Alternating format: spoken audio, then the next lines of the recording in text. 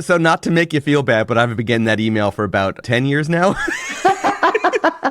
Keep swinging, champ. You'll get there one day.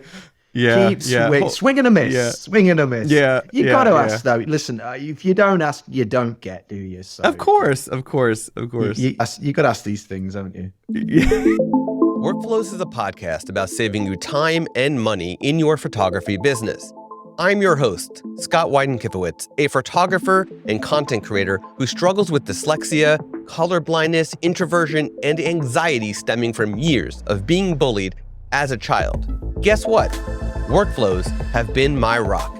I have workflows for every aspect of my life. That's why I am so happy to bring you Workflows, a podcast presented by Imagen. As a company dedicated to saving you time and money in your photography business, it makes sense to enhance and expand the conversation to all things workflows. Tune in and subscribe to hear stories, strategies, and tools that can be your rock. Hear from people just like you. Get to work with Workflows.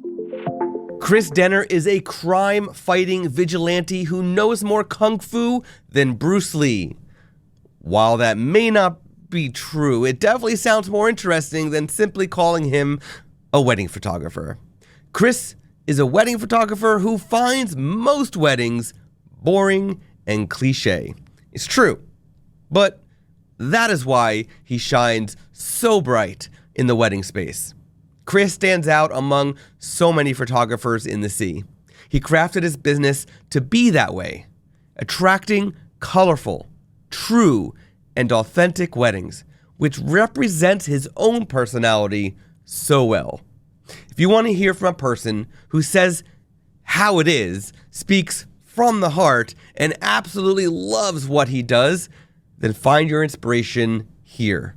Let's dive into this conversation with my friend, Chris Denner. Okay, so we're just gonna get right into it. You know, I feel like we did, and I didn't even hit record yet. So now we're getting right into it. You know, it's funny. We didn't meet when we met, if you want to call it that, right? When I was in Copenhagen, and when you were in Copenhagen, ships in the night. We just waved. Yeah, like I said before we started recording, I was brand new to Imagen at the time. I was very much like in my introverted, shy zone.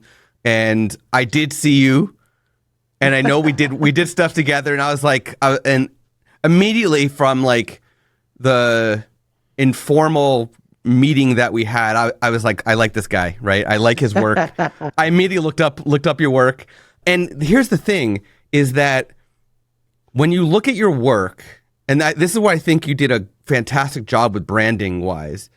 My immediate impression, before I read any of the words on your site, just from looking at your work and seeing you and getting to know your personality through like the one piece of video content you did at Copenhagen for Imagen, right?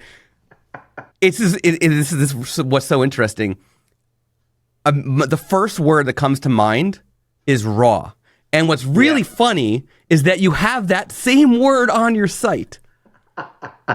That describes your work. And I was just like, that is like, that just shows that branding wise, you did an amazing job to tell people exactly what they're getting from you when they hire you. That's the point of branding, isn't it, really?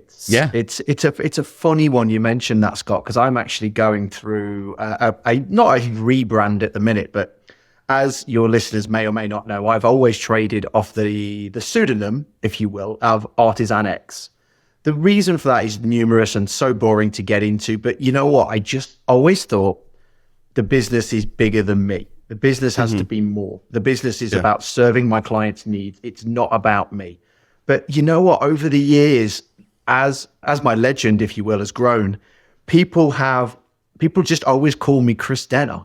All my venues, all my recommended couples, and it's got to a point now where the imagen-ai pseudonym is actually being a barrier to the market because people are actually being confused because everyone connects with what you said, the blunt, the authenticity, the fun, I am what I am, take it or leave it kind of attitude. And so I'm actually rebranding just as Chris Denner. Imagen-ai will continue, but that'll be more for my self-initiated artistic projects. Okay. So I'm kind of dividing between what is me in service of other people, which is the weddings, and then the art in service of me, which is the Artisan X. But it's funny you say about branding because, yeah, it's such a key element and such a key part of a photographer's toolbox. And it's such a minefield, and I don't understand how people traverse it. It's tricky. Yeah. So I actually just had a similar conversation with Magic because he also has a very distinct branding, right? And we also had a conversation about it. Yeah. It was also a great conversation, and he's literally, honestly, shout out to Magic because he's legit. He's literally been on my ass for years about why are you not Christiana? Like, why are you not Christiana? What's this Artisan X nonsense? You're Christiana. That's what you are. That's how I know you. And yeah, he won. So well done, Magic. You won. I'll give you public kudos for that. Well done. And he's the same. Like, he is. What you see is what you get. You know exactly what. Before you even speak to the boy, you're like, right, buckle in. This is going to be an interesting conversation because he's exactly what it says on the tin. He is magic in every possible way. So big shout out to him because he is, fantastic human being and just like chef's kiss when it comes to photography. He is just superb. Yeah. Awesome. Yeah. Well said. So let's dive into the workflows conversation for a bit. I like to start out with the same question I ask everybody, which is, what is one thing you do for the photographic process behind the camera that saves you time overall? It took me a long time. I mean, I've been a photographer now for 26 years. I had to think about that. And obviously things have changed. Technology changes. And one of the things I find that changes is obviously the rapid advance of technology. If you're not embracing it, then you're onto a losser. When I first moved over to shooting digital, so I used to be a film photographer, we used to have like one GB cards, 1 gig cards, and that was seen as like, whoa, that is it cost a lot. These micro drives, as they were called, were like, whoa, that's the the meme that's like, whoa, we've got a badass over there. That was the thing, like micro drive. And now everyone's blazing away at like 256 gig, and it's so technology advances at such a rate. The one thing that I would say that saves me time is actually setting aside time to physically think about what I'm doing. Excuse me. As technology moves, I sort of find the time to take myself away every quarter just for a coffee in the morning and just sit down with my notebook and think, right, just because I'm doing this now doesn't mean it's the best way of doing it. How can I streamline things? How can I change things? What is available to me now that maybe wasn't available to me this time last year? And what is available to me now in terms of technology or at a cost or at a price? Can I incorporate this new technology into my workflow by increasing my own cost to the client to cover it? So I would honestly say having a workflow that makes sense to you on paper is gold dust. That is the thing that I would recommend to every photographer. If you cannot explain to other photographers what your workflow is and why it works that way, I think you need to sit down with a pen and paper and just literally do a flow chart, because I can break down my workflow. It's very boring. It's safety net after safety net after safety net. But you know what? I never want to lose a client's photos ever. Oh, yeah. We might be, depending on timing, we might be getting to a breakdown of your workflow. Because, do it. It's interesting. People goes off. Well, so that's the funny thing is, with each of these core episodes where we dive into the workflows is, I ask for, whenever there's time, I ask for an outline breakdown. And you'd think that it might be boring, but at the same time, it's enlightening for so many people because it makes you think, what am I doing or not doing? And for yourself and for the listeners, it makes you think that, and then could inspire to do, something that isn't already happening. Every day is a school day. Every day. So my company motto, well, they have two. The first is normal is boring. Normal is boring is the foundation where I start from everything. From my daft middle-aged mohawk to my tattoos to my personality to everything.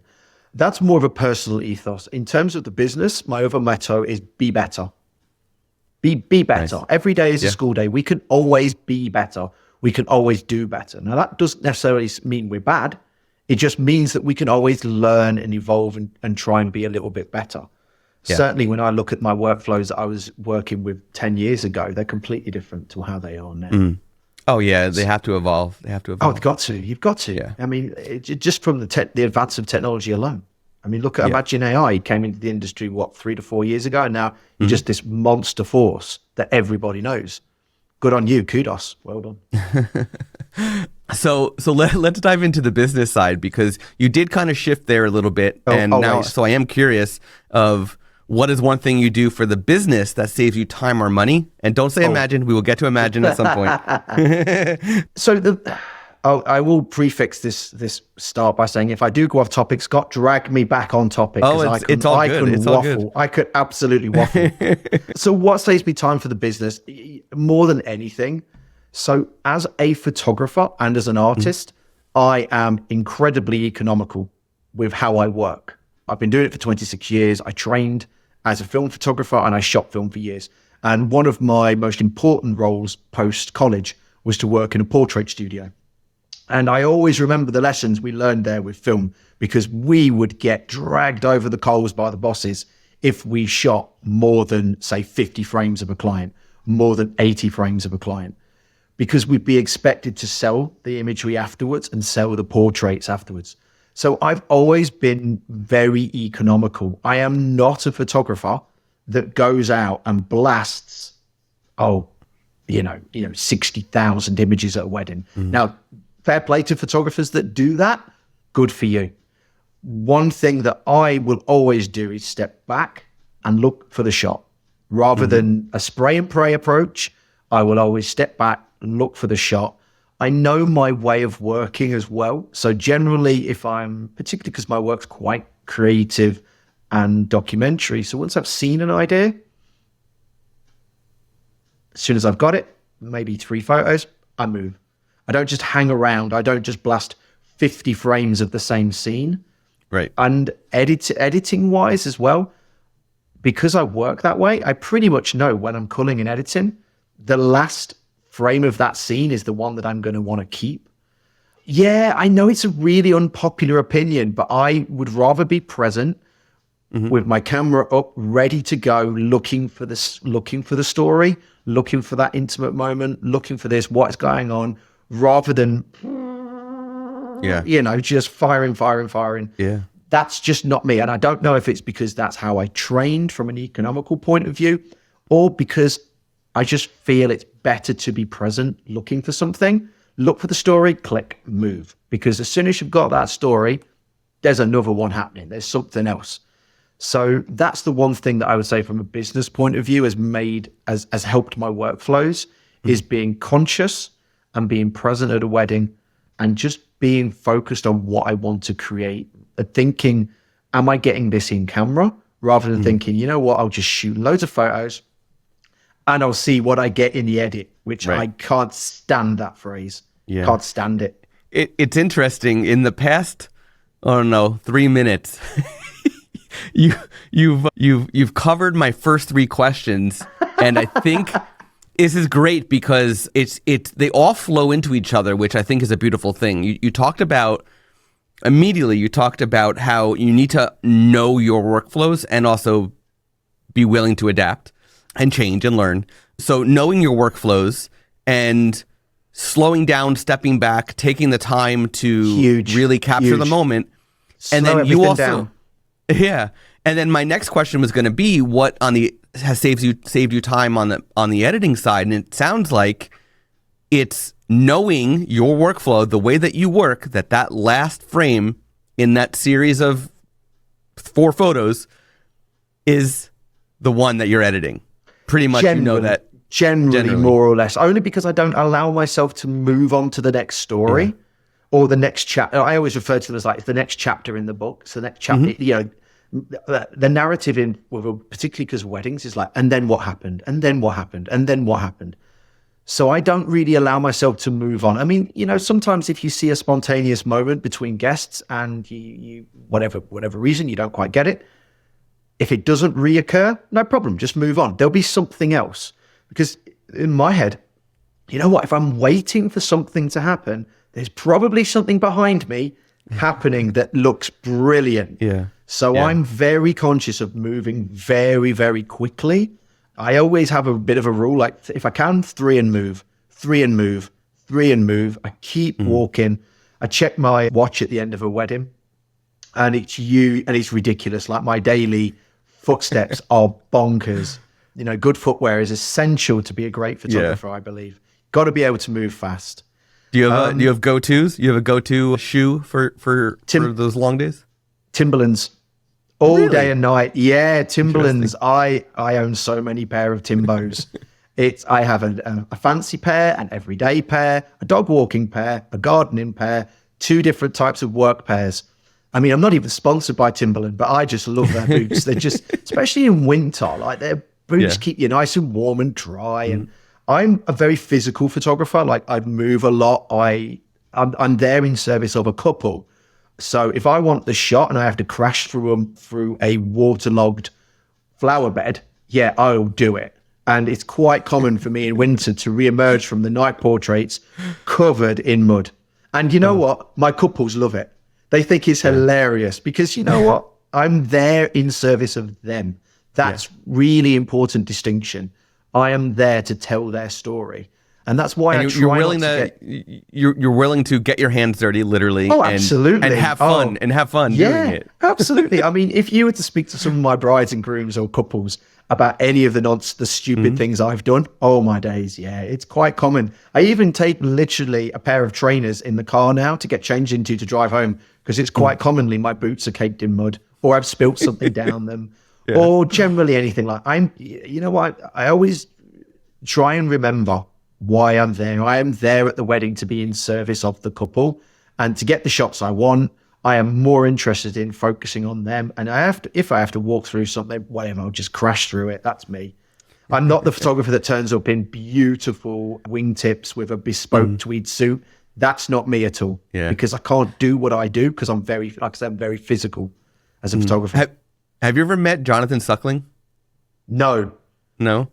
So when we're done, I'm going to send you I'll send you his website, but also a video of him on YouTube. He's gone viral many times because he is also the type of wedding photographer where he is literally doing rolls and jumps and dancing around. I think I have seen. Has he got long hair? Yeah. Sometimes, yes. Typically, yeah. I think I have seen him. Yeah, and I think in a lot of ways because of the style of photography I do as well. So, like this box that's mid-range, the bullseye in photography, I tend to stay away from that. So I'm either shooting up or I'm shooting low or I'm shooting through tables or glassware. If you're running up to a table to shoot through a couple of glasses that are just stood there because you can see a lovely couple in the background having a moment, the number of times I've ran up to a table, not seen the glass of champagne someone's left on the floor and booted it across the courtyard. Practically every wedding. It's a hazard. I'm just a hazard. Yeah. But I don't know any other way to work because I like to really immerse myself in weddings. I mean, I know a lot of documentary photographers, they really pride themselves on the discreet nature of what they do. Awesome. Not really for me. My approach is fly on the wall, but on the day I'm anything but. I'm really robust and I'm just kind of very present with my couples to the extent of when I get all my feedback from the couples and I get my reviews, all of them mention like, oh my God, he was everything we could want all day, like friend, mentor, advisor, therapist sometimes. God, I've even broke up fights at weddings. That's you're there to be a part of the day, but from their point of view, you are a part of it as well. Yeah. So I'm very hands-on. Yeah, it definitely seems like in your work, you've got some where you are further away, it is more documenting, but then a lot of it is like, you're right up in there. Yeah, like I love a confetti photo. Like that's one of my favorite things. It's if you think about it, it's like one of the best participation where you've got everybody doing something. Yeah. My confetti photos, 16 mil, right in front of the couple. I really work the crowd up before they come out. I tell them exactly what I want them to do. I work with the couples before the weddings to brief them as to why they should buy colourful confetti, how much to buy. I then tell the crowd and the people that are there, this is how I want you to throw it. This is how I want you to do. And I always say before we do the confetti, now the bride and the couple have just got married. Let's make some hella noise By this point, I'm shouting, jumping up and down. You've got 100 lunatics ready to get their hands on the free drinks, hands of confetti. And I say to anybody, if you go through my Instagram, you'll see my confetti photos, and I love it. Getting really into it, really immediate, intimate. Some imagery will be stepped back. That's sometimes the nature of what I'm trying to create. But a lot of it, I really want to get as close to the subject as I can to get that intimacy and that connection with them. Yeah. Awesome. So let's shift a little bit, fast forward a little bit, and talk about what happens after a wedding. What is one thing you do after that has increased business, for example? Well, I guess it not to be boring, and I'm so sorry to say this, listeners, but it is all about workflow. Having a very synced and, I guess, nuanced workflow helps. So for me, when I leave a wedding, I say goodbye to my couples. I always say goodbye to the mums and dads and the grandparents and the bridal parties, because I've made friends with them on the day. So I get home. And this is going to sound like massive overkill. The first thing is backup. That's the most important thing that, post-wedding I'm going to do. So, my cameras shoot Sony A9 IIs, great cameras, very robust. I've dropped them, smashed them. I've done so much stupid stuff to those cameras, but they keep coming back for more, so they're awesome. So dual camera. So straight away, as soon as I'm home, I've got 2 sets of the photography. I then back that up onto 2 hard drives.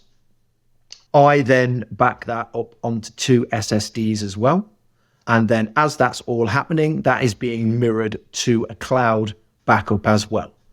The thing that I do from a workflow perspective, which may surprise a lot of photographers, is during the meal service, I will cull the first part of the wedding.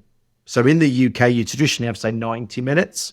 Mm-hmm. Because I know how I've shot, because I know what my style is, I will cull the first part of that wedding. So by the time I'm home after the wedding, everything's being backed up. The morning after the wedding, when I wake up, I always set my alarm for 5:30. I'm up, check my backups, everything's fine. Check my cloud, everything's fine. What I do then is the remainder of the wedding, post the meal or the wedding breakfast, is I then cull the remainder of the wedding.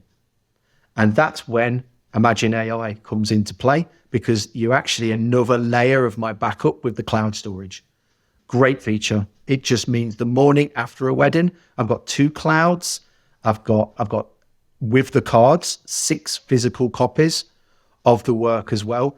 And when I'm editing and working, it's always off one of the SSDs. The other SSD, the portable hard drive, if people don't know what that is, it's a little portable head drive that just gets hidden in the house under a floorboard. So if I am broken into, I hide it under the floorboard. All my hard drives are hidden anyway under a false panel somewhere. But if someone does find them and they take them, who steals hard drives? It has happened though. Yeah, I do know a photographer it's happened to, where someone broke into her studio, stole her hard drives. You'd be devastated, wouldn't you? Yeah. So the morning after a wedding, I am by 9 a.m., the couple are receiving their previews. And they usually receive about 15 images from me. The reason I always do it before 9 a.m. at the absolute latest is because traditionally, I don't know if this is true of other countries in the UK, couples all stay over at the venue. They get up the next day, they see their mums and dads, they see the bridal party, they see the grandparents. Of course, what have they got? They've got their photos on their phone, haven't they? Oh, mum, look at this. Look at what Chris has sent us over already. Oh, dad, have you seen this photo here? It's being shared immediately within that environment. I also text photos to the couple, and I actually physically text them to say, thanks for having me. Thanks for looking after me. Here's some photography. You've got 20 images. Managing people's expectations as well is one thing that I do pre-wedding and then immediately post-wedding by telling them about how long their gallery delivery is going to be, that they can pre-register for the gallery, that there'll be a discount on print if they encourage their friends and family to pre-register. It's a weird one. Years ago, I learned a lot about how to do business from my years in the portrait studio. mostly about how not to do business because, it was a portrait studio. They're very mercenary. They're there about selling. But the guy who ran it, he literally said to me, you know what? You start selling and you start working out what your clients want before you've even taken the photo.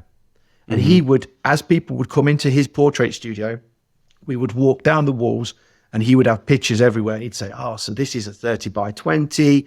And most people would take that on a canvas. Oh, this is a 30 by 10 panoramic. Most people take that shots of the kids. And then he'd shoot the session. And lo and behold, Scott, when people came back to view the photos, they'd end up taking the 30 by 20 as a canvas.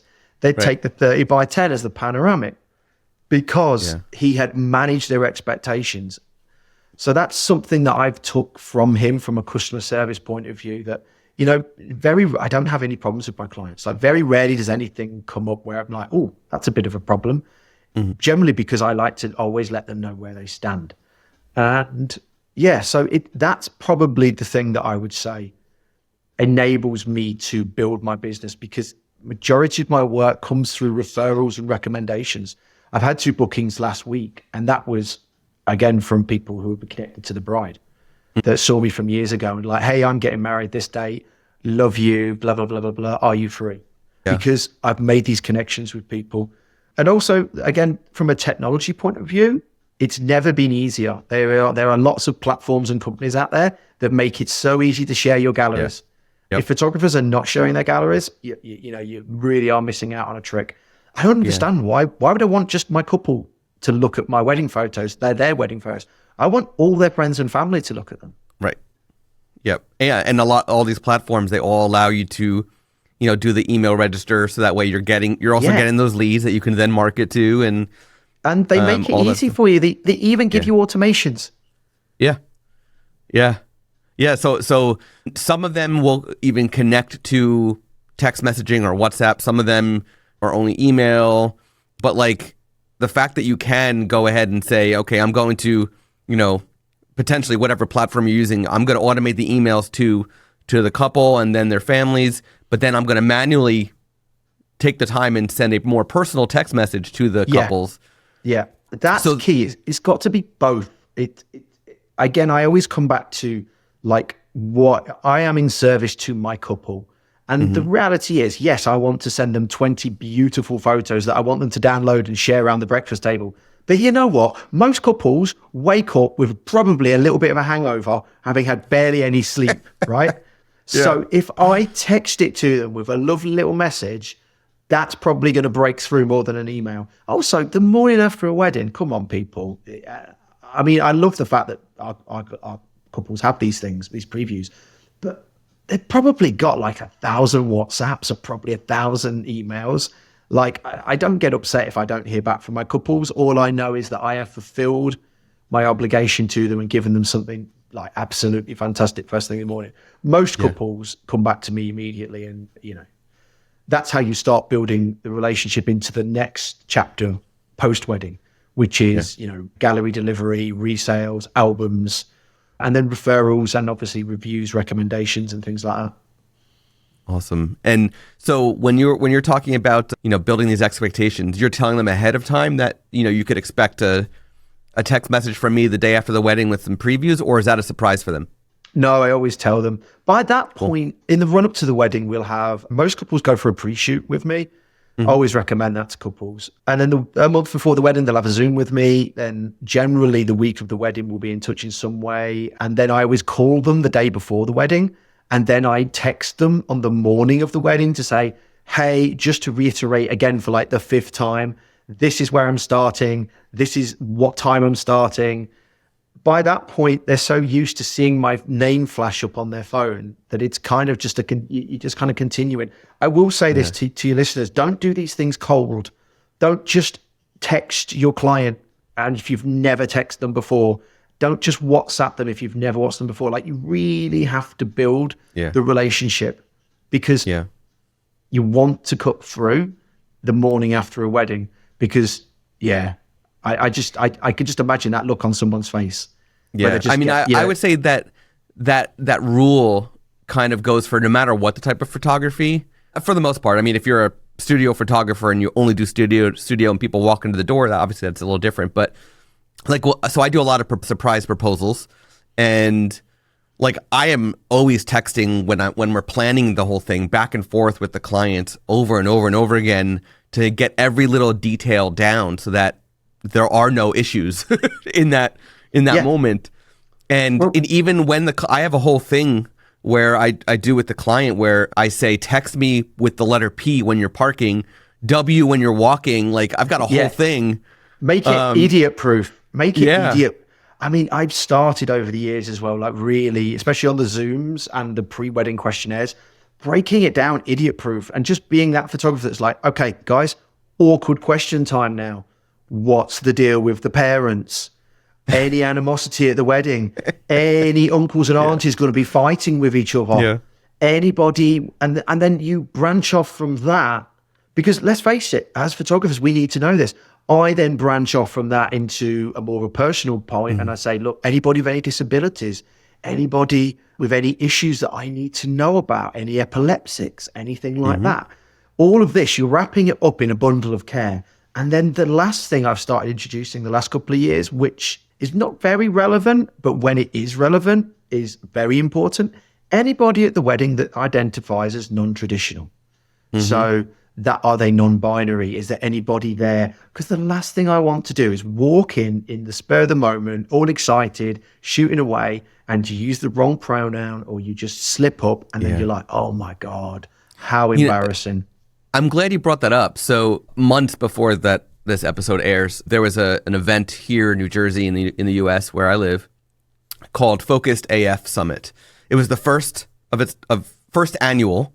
Imagen was one of the sponsors, and one of the photographer's name was Rylan, and Rylan's entire talk was about that. It was about how do you approach that topic as a photographer and what's appropriate and not appropriate. It was very interesting. You just ask. In my experience, just ask. Yeah. I shot a wedding 2021 where so this is an interesting one. The bride identified as a bride, but identified as non-binary.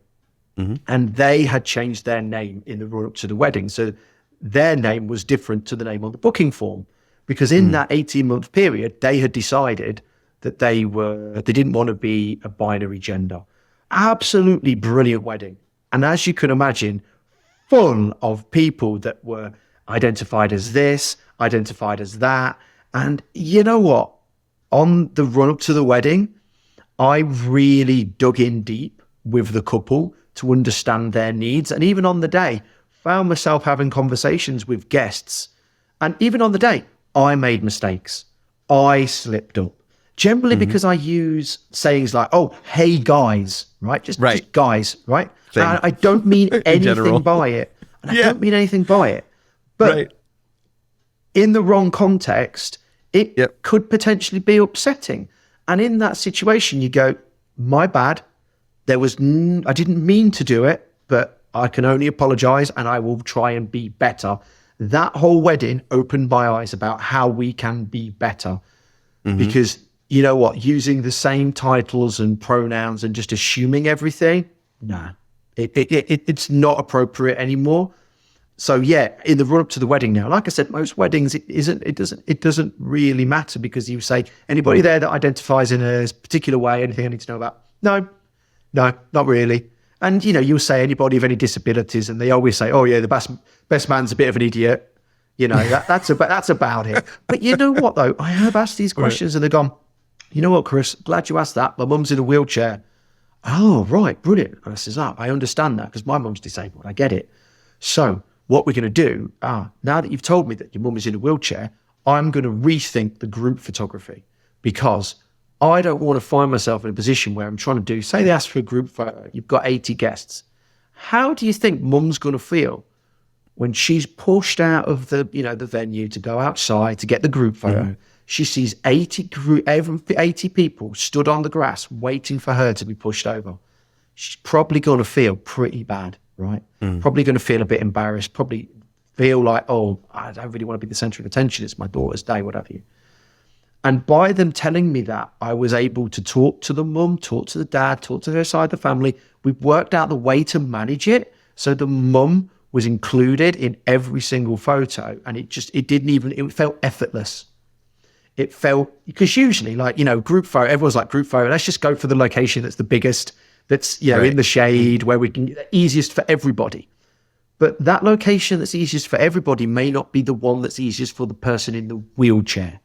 Mm-hmm. So I ended up shooting in a different location where, you know what? I would never have thought to shoot there. Turned out brilliant. Absolutely love the photos. So it goes back to my earlier point. We can always be better. I can always be a little bit better. 100%. I feel like I've gone off on like tangent. Yeah, no, it's good. It's good. There's a lot of stuff that is like these topics are rarely talked about. So it's fantastic. I'm going to go into my favorite part of the episode. Oh, yes. Pick a color. It's got to be orange. Orange. Okay. I think Magic's green. I'm going to thumb through it and you can tell me when to stop. Okay. Stop. Okay. My next question is... Oh, you got this made. What's the first impression you want to give people? That I understand them. Well said. That I understand them. I mean, is that broadly in a business sense or in a personal whatever sense? You want. Whatever you want. You know what? I'm going to go with that because, you know what? When people approach me and talk to me and they talk, we want to be understood. I always say the worst thing you can do to a person is just ignore them. Yeah. And that's just, I think it's the most dehumanizing and most horrible thing you can do to someone.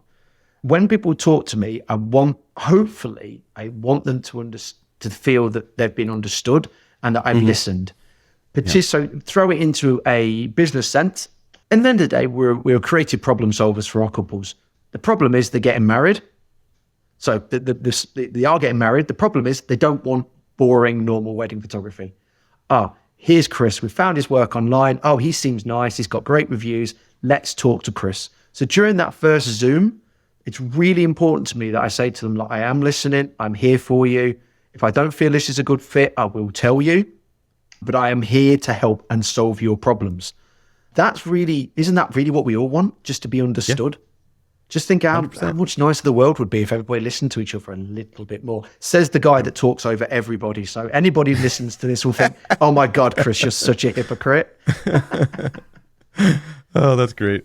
Let's pivot now as we get closer to the end of the episode. Let's pivot to talk about AI for a second. Yeah. Now you're using AI and we will get to Imagine in a moment, but what does the future of AI in photography look like to you? I honestly don't know. Obviously there's the obvious things, like it will make my life easier. It will make the final product better, in my opinion. So I'm just going to go with a broad blanket explanation of why I've said that. So I speak to photographers and some of them are super negative about AI editing, like you wouldn't believe. And it's just like, you know what, they climb on their high horse and they look down on me. And I'm like, I don't give a shit what they think of me, because you know what? The final product is better. I'll tell you why. Because when I get my edit back, I am still spending the same amount of time on that edit. But what I'm actually doing is I'm just polishing. I am doing the bits that I would never have had the time to do before. I am digging in deeper to remove signage, things from the background. And whilst I don't do a lot of cosmetic changes in my photography, that's kind of a bit of a slippery slope with me. I will find the time to do things for couples that are going to be that they are going to find pleasing. You know, tidying up bits of hair, things like that. If there's a stain on the groom's shirt, I'll be removing that. Whereas before, because I shoot a lot, I mean, I don't know if your listeners are aware of this, I shoot a lot of weddings a year. Last year I shot 68 weddings. It's a lot. Like 68, and that's full day weddings. I would not have been able to do that workload if it wasn't for AI. I stand by my finished product. I shot 68 weddings last year. I had 68 couples who were incredibly happy with their galleries. 68 people have all left me 5-star Google reviews and Facebook reviews. So this isn't like me being like the Wizard of Oz and saying, oh, it's all a scat. Don't look here, look over there. No, AI improves my business because it gives me the time to actually physically shoot more, but it also gives me a better finished product. The thing that after years, I do not want to be sitting at Lightroom adjusting the white balance of every photo. Yeah. I just don't want to be doing it if I don't have to. I would much rather be thinking, how can I crop this in a cool, creative way? How can what can I do with this? What can I do with that? Oh, actually, that's redistracting in the background. I'm just going to remove that and edit that completely. Whereas before, you may not have spent the time because you didn't have the time to do it. For the more difficult ones, for example. Yeah, or the willpower. You know, if you've looked at a collection for like 30, 40 hours, you're like, you know what?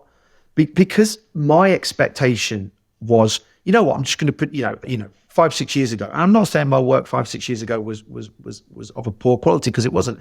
But what my attitude to what my finished product was 5-6 years ago was maybe here. Now it's here, because I'm starting from a place that's so many steps in front. And I'll be honest as well, I've already touched on it. AI just gets rid of the boring crap that I really don't want to do. And I trust it so implicitly.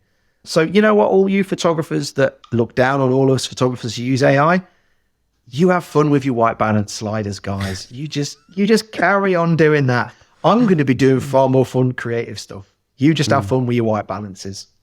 Nice. Speaking of the fun, boring stuff, no, the not fun, boring stuff. So how did Imagine impact your life? You kind of just touched on it a lot, but to be honest, I'd never even thought of AI. When it first came out, I tried it and then decided not for me. But that's maybe more of the traditionalist in me. And then, but when it came out, I think we then went through COVID, and I was a bit like, I wasn't shooting, so I kind of took a step back anyway. And then obviously when not that COVID ever went away, but we moved past restrictions and the world became as we knew it, I found myself in a position where I was like, you know what? I'd be interested to give this a whirl. And I will say this to anybody, and you're not paying me to say this, so prefix this statement.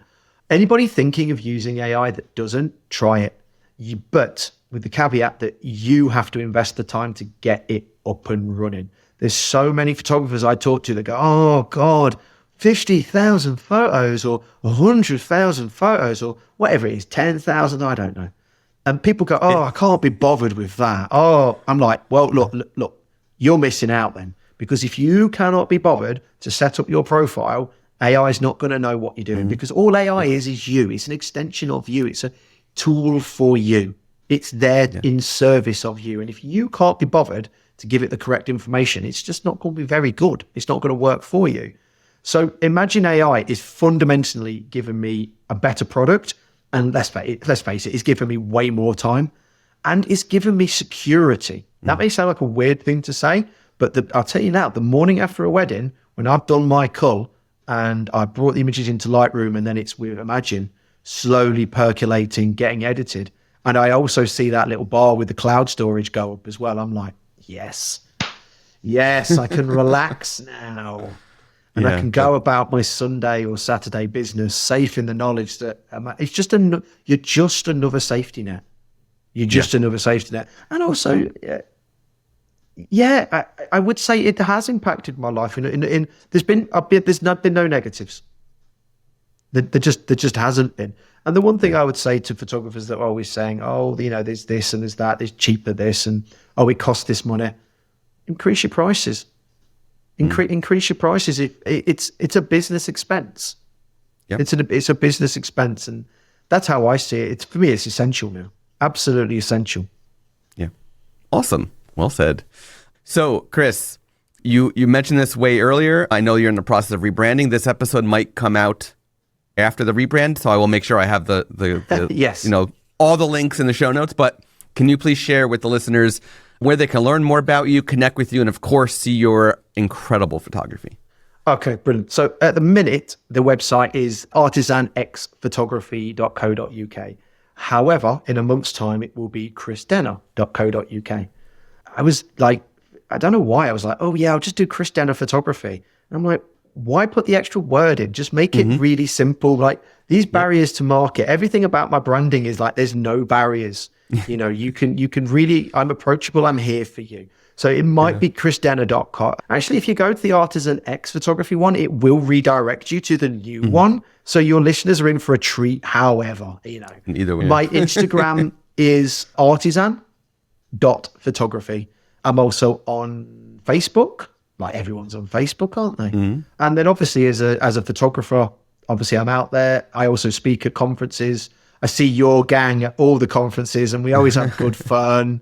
Yeah, I always get some free coffees. It's always good. It's always really good. Zoe always buys me a croissant as well. It's always good. Nice. Yeah. I like your hustle. You know, just give me patisseries and coffee, and I'm on your team. Yeah, I'm easily bought. That's all it takes for Chris. I'm so cheap. Yeah, and yeah, the thing is for me, like Instagram for me. So Instagram, I always separate into two things. There's a community, and then there's a market. I never really view Instagram as a market because I always find it quite a cluttered marketplace. I find it a massive room where everyone's shouting. So I would advise people to follow me on Instagram because you know what? I will be showing the work that I want to show. Yeah. I don't care if it gets 2 likes. I don't care if it gets 200 likes. I will be showing work that I think connects with people. So I would say the Instagram. Yeah. I think that your Instagram, so I have it open on the other screen. I'm literally scrolling as I say these words. I mentioned early on that raw is what came to mind when I first looked at your work and indirectly met you. Yeah. Ships in the night, Scott. Ships in the night. Yeah. And I think that the way that you've put your Instagram feed is a good mix of traditional wedding, your creative wedding, and then your raw wedding work is all mixed in here. So it's a really good place for people to really see what you do overall. It's the industry saying, show what you want to shoot. You know? And that the reality is I show what I want to shoot. I show things because as my career gradually migrates into being that of an educator and a speaker, you want to educate people. So obviously all photographers follow everybody like a daisy chain, don't they? Everyone follows everybody. So it's nice community and show what you want to shoot. I like shooting stuff that's like really intimate, brash, colorful, and just fun. I am not one of these photographers that I can't think of anything worse than looking at someone's wedding photos and thinking, gosh, that looks boring. Gosh, that's boring. I can't see anything in that photo. And listen, trends come and go, Scott. Don't get me on trends because I will just rant and rant and rant. Whatever trend is happening at the minute, you could probably describe my work as being the opposite end of the spectrum. Yeah. Right. I think right now it's It's the intentional blur and the direct flash has come back. Yeah. But then, again, like you've got more power to the people who are doing it, but it's not for everybody. Yeah, but you've missed out an important part. So that it'd be direct flash, either slightly overexposed or underexposed with intentional movement, and then they'll use the words looks wedding, high-end wedding photography, or Vogue wedding, and like that's the trinity. Direct flash, movement, looks, Vogue, high-end wedding photography. And I'm just like, whatever. You know what? Like you say, good for you. That's not my market. It's not my crowd. Listen, if I went out to a wedding and shot a bunch of photos where things are out of focus, my couples are gone mad. That's not what they booked me for. And if your couples are booking you for that, more power to you. But let's see what your style is in 2 years' time when it changes. Awesome. Thank you so much, Chris, for pleasure, sharing all this. There's so many great takeaways for everybody to walk away from, and hopefully I'm sure you've inspired many to go out there and try new things and to really dial in their workflow and get to know what they do. Absolutely. What they should be doing. Well, I hope so. And the one thing I would say to all your listeners is do give me a follow on the Instagram, which is artisan.photography. And you know what? There are no barriers to me. So if anybody wants to DM me, if anybody's got any questions, just DM me, drop me a message. I talk to photographers all the time. I'm here as part of a community. obviously, yes, I'm a presenter at conferences and I go out and present at, Way Up North and Grain and Elevate and blah, blah, blah. Not WPPI yet, though. Swing and a miss, Chris, swing and a miss. But I will have you do WPPI one day. I'm like Wayne's World with his guitar, his Stratocaster. It's like, she will be mine. She will be mine. Yeah, just drop me a DM. Just get in touch. And if you've got questions about anything, just get in touch. I'll fire you a quick message back. You have been listening to Workflows, presented by Imagen.